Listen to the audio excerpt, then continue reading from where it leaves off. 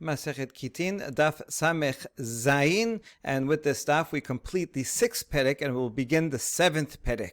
We're going to deal with this section of the Mishnah here where, according to Tanakama and a tradition from Rabbi Chanina, who received it from Rabbi Akiva, they both said that if a husband tells three people to go ahead and give a get, then that is considered a betin, and they can appoint a scribe to write it on their behalf. In other words, even though it's only a verbal directive, it's not like a husband who's giving an item, a get to someone and who can then give it to another agent. Here it's only words, and yet, even though it's only words, they can be passed on to someone else. Rabbi Yosef, however, disagreed, and he said, no, I have a tradition that even the betin hagadol, if the husband says, I want you to give a get, they have to write it themselves, and they cannot they cannot appoint a scribe or anybody else to write it for them. All right, so that's where we're going to pick up with this statement. Gufa, Amar Shemuel, Amar Rabbi Halacha Rabbi Yosef, Tamar Mileh Lam Mimseran LeShaliach. We're quoting in full a statement we saw in the previous daf that Shemuel said in the name of Rabbi Yehuda Hanasi. Halacha is like Rabbi Yosef, who said that mere words cannot authorize one agent to pass it on to a second agent. Amar lefanav Rabbi Shimon beRabbi, but Rabbi Shimon, the son of Rabbi Yehuda Hanasi, right, his son asked, Machar sheRabbi Meir v'Chanina ish ono cholkin al Rabbi Yosef, ma ra'a Rabbi lo mar halacha keRabbi Yosef. Since Rabbi Meir, that's the Stam Mishnah above, and Hanina Ish Ono, who heard it from Rabbi Akiva, they disagree with Rabbi Yosef, so that's a lot of weight against Rabbi Yosef. Why did my father, Rabbi Yehuda Nasi, say that halacha is like Rabbi Yosef? All right, good question. Amala shetok beni shetok. Rabbi Yehuda Nasi told his son, quiet, my son, quiet. Lo ra'ita et Rabbi Yosef ilmale ito nimuko imo. You never met Rabbi Yosef, so you don't understand his stature. If you had seen him, you would know that nimuko imo, commonly understood as his reasoning, right? Nimuk is a reason. He had good understanding, explanations, better than everyone else, and that's why halacha is like him. Nimuk actually probably comes from Greek nomikos, which comes from itself. Nomos which means law. Nomikos means describes someone learned in the law. So Rabbi Yosef was learned in all the depth of the reasoning of the law. And therefore, halacha is like him, even against both of those other traditions. De Tanya. And here we have a very important description of all the various Tanaim. Isi ben Yehuda hayamone shibchan shel chachamim. Isi ben Yehuda would list the praise of the various sages. Rabbi Meir is a scholar and a scribe, like we would say today, right? A scholar and a gentleman. Rabbi Yehuda chacham licheshe yirseh. Rabbi Yehuda is not Rabbi Yehuda Nasi, but rather Rabbi Yehuda of the 4th generation of Tanaim. He is a sage when he wants to be. This is a bit strange. It sounds like in PTA when teacher says, yeah, your son behaves when he wants to. Okay, so I don't think that's what it means here, but rather he is a sage when he decides to be. In other words, when whenever he chimes in and has an opinion about a specific issue, then he is a chacham, right? Whenever he chooses to be. Rabbi Tarfon gal shel egozim. Rabbi Tarfon is a pile of nuts. Like when you have a pile of nuts, if you take away one on the bottom, they all fall. So he shows how every halacha is dependent on the other and can build a whole structure of halachot like a pile of nuts. Rabbi Ishmael Hanut Meyuzenet. Rabbi Ishmael is like a well-stocked store. You go there, ask for anything, they have it. Rabbi Akiva Osar Balum. Rabbi Akiva is even bigger, a full storehouse, and everything in the right category. And so you have lots of everything, all nicely categorized. Rabbi Yochanan, Rabbi Akiva says about him that he would collect everything, and then later he would categorize each thing where it went. Rabbi Yochanan ben Nuri, Kupat HaRochlim. Rabbi Yochanan ben Nuri is like a peddler's basket. Peddler, he has a basket, travels around selling wares.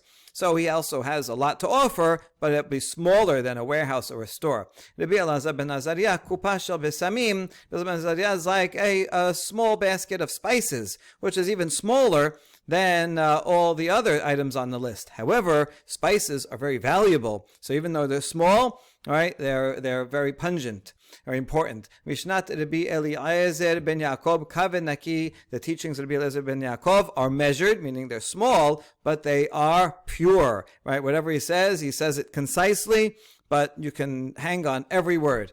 Rabbi Yosef nimuko imo. This is why we brought this whole thing. Rabbi Yosef, he is the expert in legal reasoning. Rabbi Shimon tochen harbe umosi kim'a. Rabbi Shimon, he grinds a lot and either removes a little or produces a little. It could work either way. He only a little bit is lost, or maybe even though he grinds a lot of information comes in. By the time he separates the really good stuff, a little comes out, but it's very, very high quality. Tana mishakeach kim'a ma shemosi eno mosi ela subin. An explanation of Rabbi Shimon is that he would forget only a little bit of his studies, and what he produces is all what's removed is only the chaff, meaning he only loses a little bit. וכן אמר רבי שמעון לתלמידיו, בניי, שינו מידותיי, שמידותיי תרומות מתרומות מידותיו של רבי עקיבא. Rabbi Shimon would tell his students, my students, you should listen to my rulings.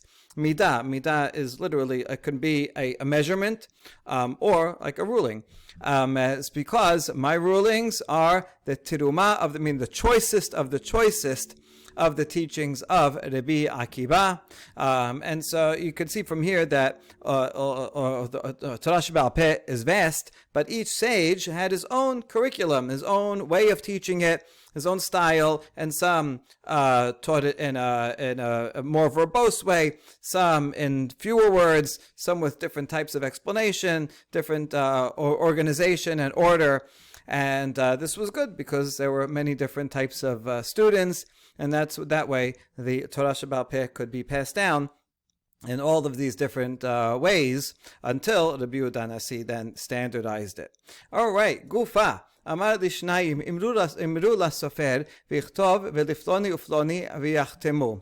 A husband goes and tells two people, I want you two to go ahead and tell a scribe to write the get, and go and appoint and tell these two people to sign it, right? So he's telling two people as witnesses, and they will appoint those other three people. Amar Rav Huna, Amar Rav kasher velo te'aseh zot b'Yisrael. Rav Huna, name of Rav, says, although it's a valid get, but you shouldn't do this. Amar le'ula le'Rav Nachman, Amar le'Rav Nachman le'ula, mechar de kasher, amar lo te'aseh zot b'Yisrael. So the question is, if it's kosher, if it's valid, so then why shouldn't you do it? What's wrong with it? Amar le chashinan shema tiskor edim. He says, because we are worried that if in general one is permitted to appoint someone who will appoint the witnesses, then she, the wife, can be devious and have the bright idea to appoint someone and tell that person, I want you to go and hire a scribe and write it, and I want you to ask two people to sign it. Now, we don't worry that people are going to sign a document that's invalid. The problem here is that the witnesses won't know it's invalid, right? Because all they know is that a messenger comes and says, I am appointing you to be witnesses to this. They say, fine. They think it's valid. They don't know that this messenger was appointed by the wife, who is not authorized to write a get, and not by the husband, who is authorized. And therefore, it's best practice not to allow authorization of witnesses through a messenger, but rather has to be directly from the husband, so that the witnesses will always know, yes, this came directly from the husband and not from anybody else. And so therefore we want to protect from this possibility of invalid get. Even though, really, if the husband did tell a messenger, and the messenger told two others, it would be fine, but because this can open up the possibility of a scam, so we say, Rav says, but this should not be done. Now we ask, but look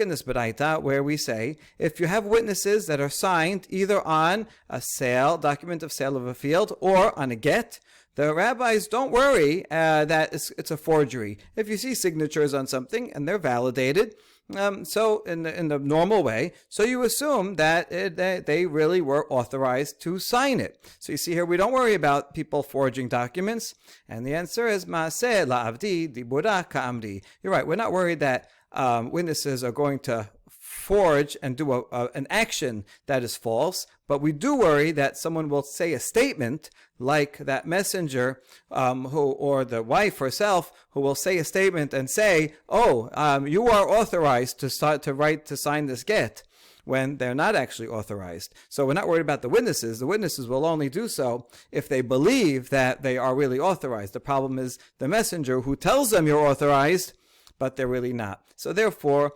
if we do see witnesses, we assume that they are correct. But what we are not going to allow is for a intermediary, in this case, not just one messenger, but two people as witnesses, to go and tell two other people to sign it, because then there may be a miscommunication where the husband did not actually authorize it.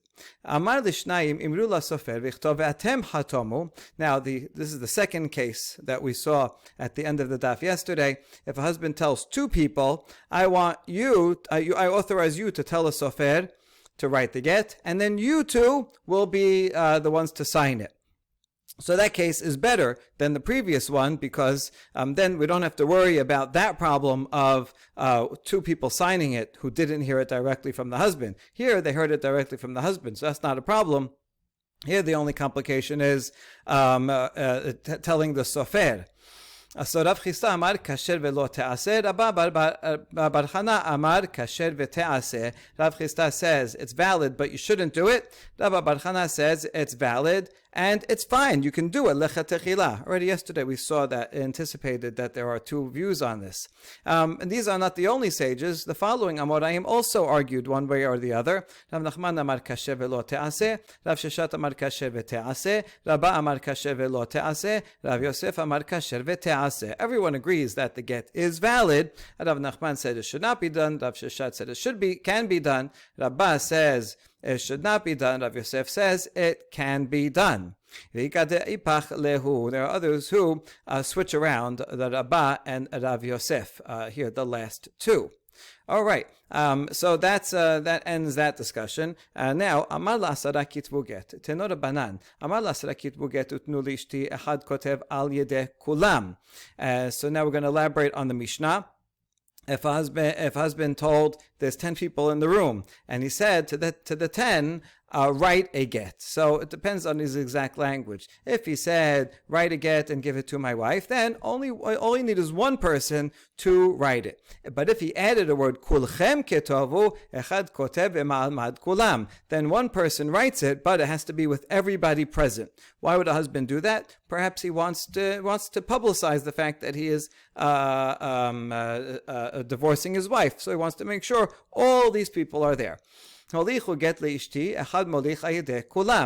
he said in front of 10 people, take this to my wife, this get, then one of them can do it on behalf of everybody else. But if he said all of you deliver it, then one person has to bring it in the presence of all. They all have to be there together when he delivers it. Okay, that's the braita. Ibaya lehu. Mana otan mahu. What if the husband didn't say, on the way, so far we had two formulas, right? Write it or give it, that means one person. If he said everyone, that means everyone. But what if something in between? He enumerated them. He said, you guys, 1, 2, 3, 4, 5, 8, 9, 10 of you. And then he said, write it. So what is that? How do we parse that language? Rav Huna amar mana enoke kulechem. Rav Huna said, no, that's not like all of you. He's saying, there's 10 people here, so it means any one of the 10. and he's counting that there's 10. Rabbi Yochanan mishum Rabbi Elazar demin Roma amar mana harehu kekolechem. Rabbi Yochanan says, no, if he counted, that's the same as saying everybody. He's counted 1, 8, 9, 10. Go write it. That means he says he wants all of you to go and deliver it, or all of you to go and write it. Rav Papa, who's of the 6th generation of Amoraim, then comments about Rav Huna and Rabbi Yochanan, who are from the 2nd generation, and says, Vela plige, actually they are not arguing with each other. Ha demana kulahu, ha demanad miksatayu. One of them is talking about a case where he enumerated all 10, and the other is talking about a case where he enumerated just a few of them, right? Just any number, 7 of them. Now, which one is which? Amri la lahai gisa v'amri la lahai gisa. So, although Papa just said these words, his own words are ambiguous, and some explain that Papa's words one way and some the other way. So, what's the 2 ways you can understand it? Some say that if he says all the numbers, all 1 to 10, then all of them have to write it because he enumerated all of them. Whereas if he only counted till 7, he means to say, not all of you, any one of you 7 can write it. Any 2 of you 7 can sign it. That's one way of reading it. The other way is, if he counts to all 10, then that means he's like any of you 10. That's what he's saying. You want to do this, 10 of you, any of you can do it. Whereas if he counts only till 7, that means specifically he wants all 7 to do it. Otherwise, why would he count only till 7? Okay, so anyway, that's the 2 ways of interpreting Rav Papa's reconciliation of the 2 earlier Amoraim. Atken Rav Yehuda begita de kulchem ketovu o kulechon o kol chad vechad minechon chatomu o kulechon o kol tere minechon o bilu o kulechon o kol chad vechad minechon. Because there's going to be a lot of ambiguity when there are 10 people there, and he said, and he appoints some of them or all of them. So Rav Yehuda made a takana. He says, listen, if your the husband is telling a lot of people that were all there together to write a get, meaning in any situation there that it could be kulchem, we want to avoid any misinterpretation, because if there is misinterpretation, people think, oh, didn't he say kulchem? But oh, look, there's only 2 signatures here. They're going to say it's no good. Therefore, the husband should say a clear formula. And for example, he should say, write it, either all of you or any one of you. That means, right, anyone can write it. Or if he says, sign it, either all of you or any 2 of you. Bring it, all of you or any one of you. Say a formula like that that makes it very clear that even though he's saying all of you, he means I don't need all of you, any 1 or any 2.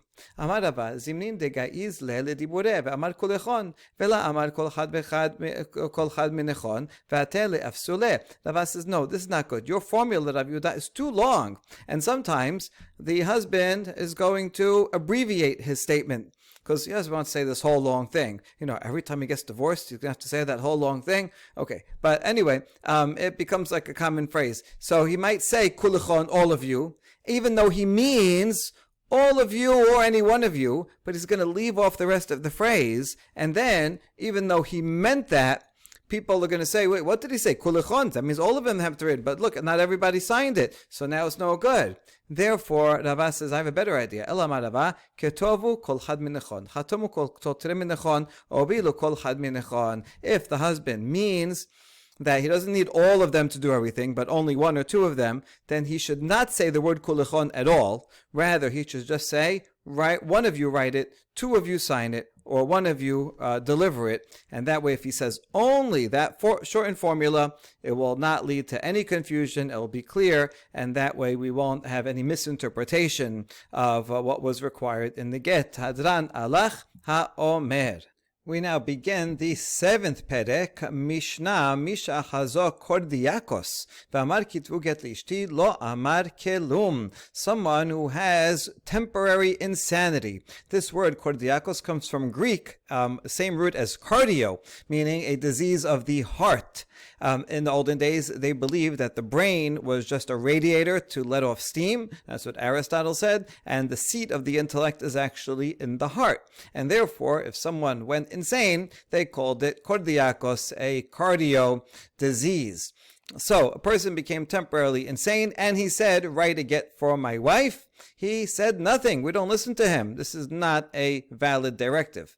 Amar kitvu get li'ishti v'chazo kordiakos v'chazar v'mar lo tichtevenu en davarav ha'achronim kilu. On the other hand, if when he was sane he said, write a get for my wife, and then he became insane and he said, don't write it, we do not listen to his second directive because he was insane, and we continue with his original directive to divorce his wife. נשתתק ואמרו לו, נכתוב גט לאשתך והרכין בראשו, בודקין אותו 3 פעמים. אם אמר עליו לאו על הן, הרי אלו יכתבו וייתנו. If a person became mute, he's not able to speak, and they asked him, he's making all kinds of gestures and things, and they asked him, do you want that we should write a get for your wife? And he nodded. Well, that's not enough. We have to check him to make sure, we check him 3 times to make sure that he says no when he should say no, and yes to when he says yes, right? Do you want to stay with your wife? He says no. Do you want that we should write a get? Yes, right? Is the sky blue? Yes. Is the grass blue? No. So if we understand that he's saying yes and no, clearly his mind is there, he just can't talk, then that's enough, and we can rely on his head gestures to write a get. Good. My kordiokos. And now we're going to go into a famous section about home remedies that you should not try at home.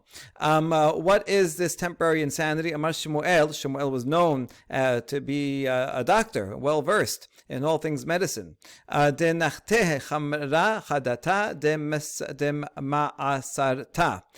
This is someone afflicted by drinking new wine directly from the press. It's not good. It didn't ferment yet, and so fermentation is good because it kills off all of the bacteria. So if someone is afflicted by having this new wine, we call that grape juice.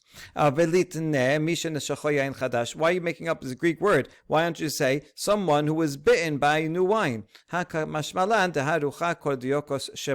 it's teaching us that this spirit that I said bacteria, they called it a spirit, is in grape juice, is called kordiakos. Lemay nafkamina, and what's the difference? Why do we need to know that? Lekam'eh, to write an amulet. May asute, what is the remedy? Bisra sumake agumre vehamra malka, red meat roasted over coals, and wine diluted with a lot of water. So you need to know the cause of it in order to write a proper amulet.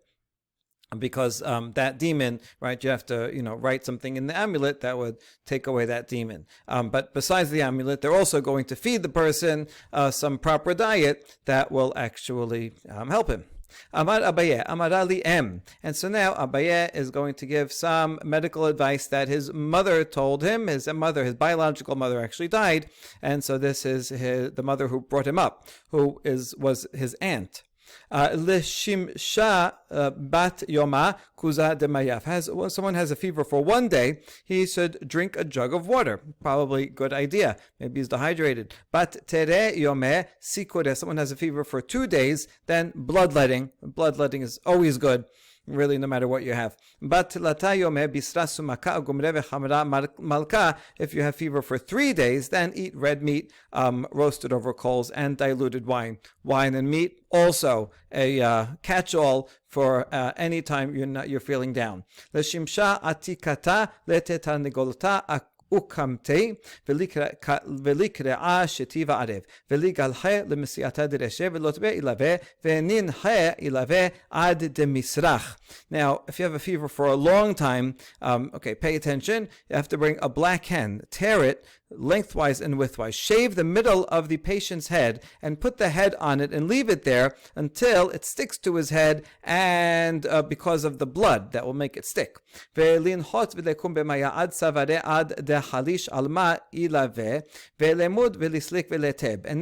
the patient should go into water, stand up to his neck in the water until he feels faint, and then he should submerge himself and then go and rest and sit.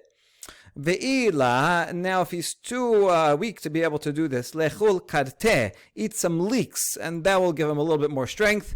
And then velinchot velekum b'maya ad savare al techalish alma ilave velemud velislik veleteb, and then go into the water up to your neck until you feel faint, and then submerge in the water, and then go and sit and rest, and hopefully that will take care of this long-term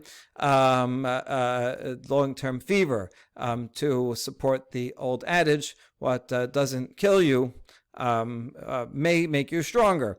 All right. Leshimsha bisra sumake agumre vehamra malka. For a fever, shimsha, maybe from like a sunstroke. Again, coals, meat roasted over coals, and diluted wine, always good. The talga bisra shemina agumre vehamra chaya. On the other hand, for chills, have fatty meat with undiluted wine. So you see, it's the opposite, right? Fever, you want regular meat and diluted wine. For chills, fatty meat and undiluted wine. All right, important to remember that distinction for the following story. Rav Amram Chasida ki ava mesa'arin le beresh galu tahavu magnu le atalga. Okay, so this is amazing. The exilarch, right? He's the head of the Jewish community in Bavel. Sometimes a sage, often, but you see how he ruled. He was authorized by the Persian government to rule, but you see how he ruled with these thugs. If you got on the wrong side of the Resh Galuta, then they would use all kinds of mafia tactics. And here Rav Amram had some kind of a tension with the Resh Galuta, and they threw him out and forced him to sleep on the snow all night. Okay, that's the Resh Galuta for you. Lemachar amrule ma'nichale lemor de laitule. So you can imagine he had the chills. So the next day, the guards said, what would the master like to eat, right? What would you like for breakfast? As if they're being nice. Amar hane kol de amina lehu mepech apche. Rav Amram is smart though. And he says, I know, whatever I tell them, they're going to do the opposite, right? Because they want to torture me more. Amar lehu bisra sumaka agumre vechamra malka. Aitule inshe bisra shemena agumre vechamra haya. So he said, bring me regular meat roasted over coals and diluted wine. And they said, we're going to bring him the opposite to make him feel even worse. And so they brought him fatty meat and undiluted wine. But that's what Rav Amram wanted all along, because he knew this, that fatty meat and undiluted wine are actually good to save someone from the chills.